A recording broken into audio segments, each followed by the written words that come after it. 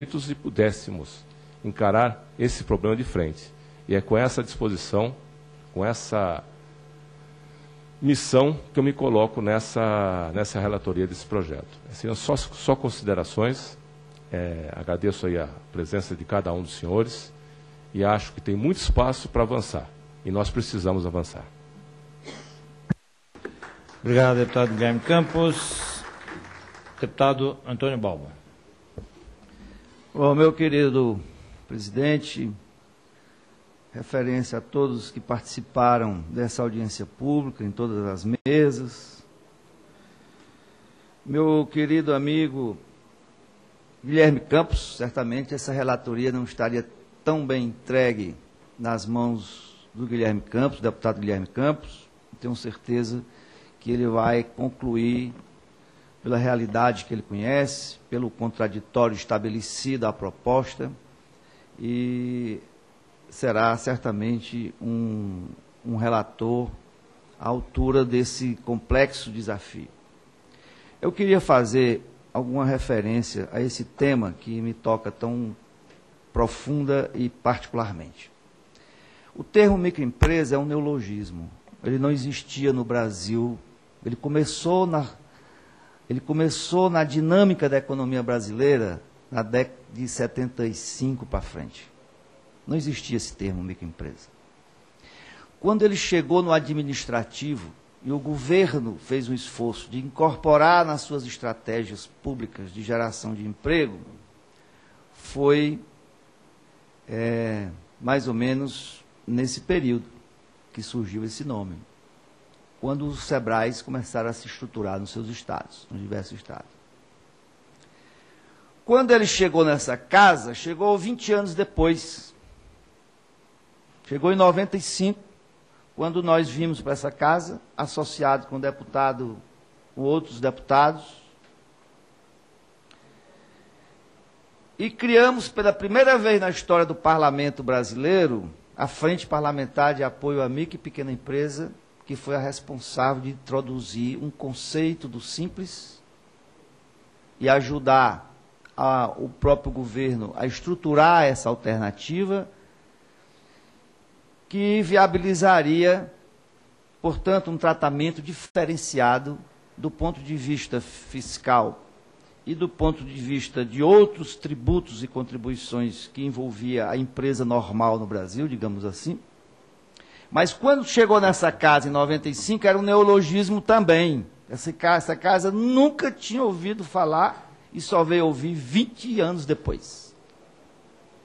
E quando nós começamos a trabalhar a implantação do Simples, eu assisti, como assisti em outras vezes, esse mesmo fenômeno da interação que o parlamento promove, de ouvir, sintonizar a realidade do país, trazer para essa casa para discutir os que pensam de uma forma mais avançada na introdução da mudança, outros que resistem a essa mudança, e desse fenômeno nasceu o Simples, que, entre outros argumentos, os mais poderosos, entre outros, que eram eram mais ou menos os mesmos atores institucionais, eram mais ou menos as mesmas argumentações, mais defensivas, mais avançadas. Mas uma das grandes que eu estou trazendo como exemplo, apenas para dizer que a esperança tem que vencer o medo, é que um dos grandes argumentos era: vai cair a arrecadação no Brasil, porque a proporção que essa empresa vai ter um tratamento diferenciado, ela vai contribuir menos do que as outras empresas, além de ser uma microempresa, né, isso é uma empresa de segunda categoria, mais ou menos os mesmos argumentos. Pois bem, de 2007 para cá, o Simples cresceu de 6,04 bilhões de arrecadação para 148 bilhões de arrecadação. A esperança venceu o medo. A prática da audácia de então está refletido numa realidade baseada em proposições e pressupostos que não refletiam a realidade da economia brasileira e nem a realidade da micro e da pequena empresa. E isso valeu para muitas coisas. Cada vez que se incluía uma categoria, nós vivenciávamos nessa casa, talvez até nesse mesmo plenário, os mesmos argumentos. 20 anos depois da introdução na casa, com a criação da Frente Parlamentar da Micro e Pequena Empresa, nós estamos assistindo um fenômeno assemelhado, em que as cautelas, os medos, tudo isso são coisas que fazem parte do contraditório. E é o grande mérito dessa casa, e eu sei que o deputado Guilherme Campos vai conseguir filtrar tudo isso, porque tem a parte boa, isso não é necessariamente ruim, né? Dessa composição sai o que é de mais importante para o Brasil. Não é para a instituição tal, não é para a instituição qual, não é para essa casa, é para o Brasil.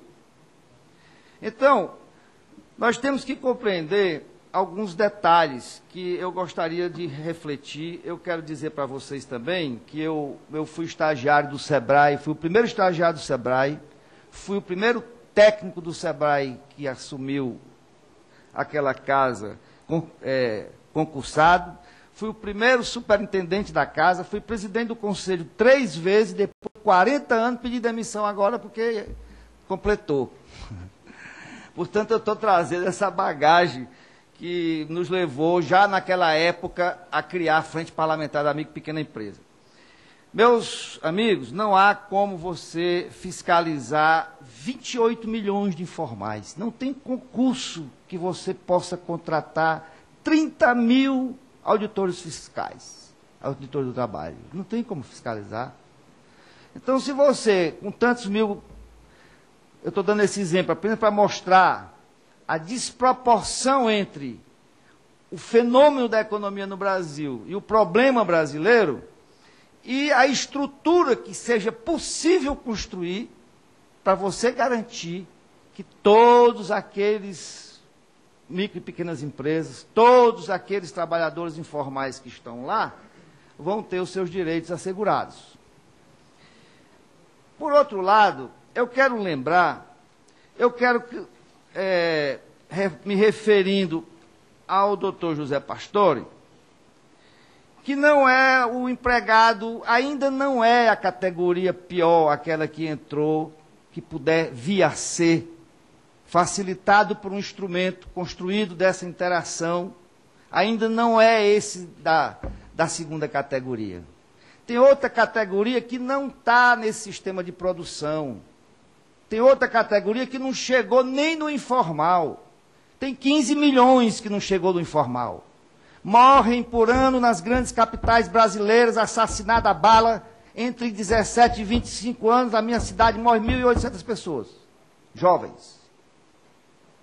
Em cada capital brasileira morre milhares de jovens. Esse é o jovem que olha para um lado e olha para o outro, nem tem o emprego sequer informal. Essa é a pior categoria, é o que não chegou. Esse é o que não foi capacitado. Esse é o que não foi devidamente dada a ele a oportunidade de defender dignamente a sua vida, com o seu talento, a sua capacidade de trabalho, a sua energia. Esse é o jovem que não chegou. Nós estamos aqui discutindo para aqueles que já chegaram. Esses que já chegaram, vale todos os nossos argumentos. Mas o que nós temos de inovar agora é para os que não chegaram ou para aqueles que, em função das condições atuais brasileiras, que o Guilherme Campos cita muito bem, se tem um fenômeno de tão números de informais no Brasil, há uma falha na legislação. Tem que se criar instrumentos para resolver esse grave problema. Mas para aqueles que não chegaram, esses é o que estão no crack, é o que estão lá trabalhando na Cracolândia. É aqueles que chegam na sua juventude, olha para um lado, olha para o outro e não vê rumo e nem destino digno para a sua vida. Ele foge numa felicidade fugaz na lombra do crack, porque ele não conseguiu construir a sua felicidade utilizando os dons mais essenciais que Deus colocou na mente e no coração dele. Nós estamos aqui amarrados com coisas a que se contribuir, mas nós temos que colocar dentro das nossas estratégias instrumentos inovadores que possam garantir a solução dos milhões de brasileiros que não estão sequer na informalidade. Esses são os hipossuficientes. Esses são os hipossuficientes. São os que não chegaram. Além do mais, não há instrumento legal. E isso é a questão da relação e da solução proposta. Ela certamente não vai resolver tudo, porque há outras mazelas que amarram e manietam a produção brasileira. Um excesso de carga tributária, uma burocracia que cada vez emprega mais, porque o carimbo gera emprego, e carimbo é poder. A proporção que você ameaça tirar um carimbo da mão de um servidor, você obviamente, ou de uma instituição, melhor dizendo, você necessariamente gera resistência, porque um carimbo gera poder. E ninguém quer perder poder. Ainda ontem conversavam com o nosso ministro do MAPA, da Agricultura. O Brasil passa anos, 5, 6, 10 anos para registrar um produto que é preciso utilizar na agricultura brasileira, com todos os países que são concorrentes no mercado internacional podem usar. Matou milhares de empregos, deixaram de nascer milhares de micro e pequenas empresas. Então nós temos que compreender e sintonizar, porque todos esses fenômenos eu já vivi há 20 anos. Cada vez que tem uma inovação fundamental, e isso é bom, eu não quero dizer que seja ruim, mas aí se estabelece, obviamente, a relação de grandes resistências em relação a essas mudanças. E eu creio que o Brasil precisa, cada vez mais, ter condições de estabelecer inovações, né, sem, obviamente, venha em detrimento da sociedade brasileira. O problema aqui não é o Brasil. E o Brasil não fez, meu caro presidente, meus caros companheiros, não fez muita coisa ainda em relação às conquistas que já se obtiveram em outros países. Então nós temos que avançar. O problema social é gravíssimo. Quem quiser saber, ande na periferia da cidade. Quem quiser conhecer a realidade, que a gente está muito centrado em cima da realidade de São Paulo, do ABC Paulista, ou mesmo das grandes centros urbanos brasileiros, vai haver uma fábricazinha lá no pé da serra, no interior do Nordeste do Brasil, o camarada lá trabalhando com a família dele, e as relações não são tão ameaçadoras como os pressupostos estabelecidos aqui, não. A micro e a pequena empresa estabeleceu um aumento real de salário 3 vezes. Quem fez isso não foi um algoz do trabalhador. Quem fez isso não foi um algoz do trabalhador. O aumento, Sebrae, hoje, aqui nessa mesa, aumento de real de salário 3 vezes superior às empresas de maior porte. Onde é que está a ameaça que a gente tem tanto medo de que o camarada vá... Na micro e pequena empresa, as relações de patrão-empregado é de amizade, é de confiança. Isso é geral no Brasil. Quem foi trabalhador no Sebrae sabe disso. Quem foi trabalhador no Sebrae sabe, conhece isso profundo na realidade do Brasil. Obviamente, não é essa o que se comenta normalmente com a defesa que se estabelece em relação à ameaça que se estabelece em relação a essa defesa. E cada vez mais essa coisa se altera à proporção que a necessidade da empresa competir, a necessidade que a empresa tem de estar nos mercados, ela já começa a ser penalizada se por acaso ela tem uma relação injusta, desumana com o seu próprio empregado. Até porque grande parte das empresas, da micro e pequena empresa, é empresa familiar. Está lá o pai, o filho, gerações às vezes. Bom, era isso que eu queria contribuir e dizer ainda que há um fato novo nessa casa, que é preciso que se estabeleça também uma contribuição, que é o Código Comercial, que é um instrumento que hoje tem uma comissão especial nessa casa, no sentido de modernizar o que está hoje vigindo no país. Quando a Constituição do Brasil foi feita, não se falava em microempresa, não, sequer existia o termo, sequer era considerado como um instrumento de política industrial de desenvolvimento econômico. Obrigado, presidente. Obrigado, deputado Bauman.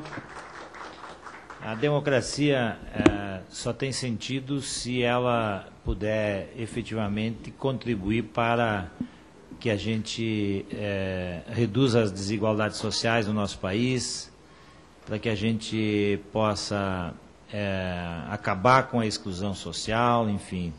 Democracia só tem sentido na medida em que ela se traduzir numa melhora da condição de vida do povo como um todo.